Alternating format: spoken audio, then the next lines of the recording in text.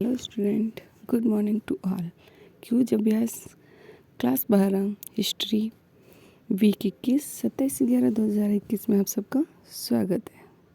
हमारा पहला प्रश्न, किसने समाज में फैली विषमताओं की एक अलग अवधारणा प्रस्तुत की? बौद्धों ने।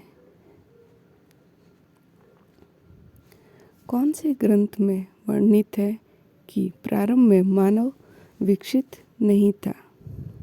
करेक्ट आंसर श्रुत पिटक। वह कौन सा मूल्य था जो लोग राजा को सेवा के बदले उसे देते थे? कर। इतिहासकार किसी ग्रंथ का विश्लेषण करते समय उनके किन पहलुओं पर विचार करते थे? उपयुक्त सभी। भाषा, लेखक, श्रोता।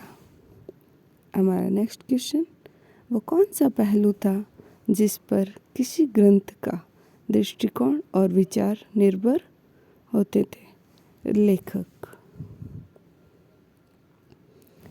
महाभारत में प्रयुक्त संस्कृत वेदों और प्रस्तुतियों की संस्कृत में कहीं अधिक क्या है?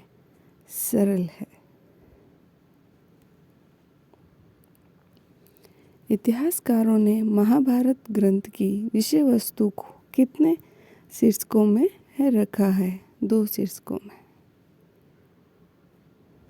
इनमें से सबसे महत्वपूर्ण धर्मशास्त्र कौन सा है? मुनि स्मृति।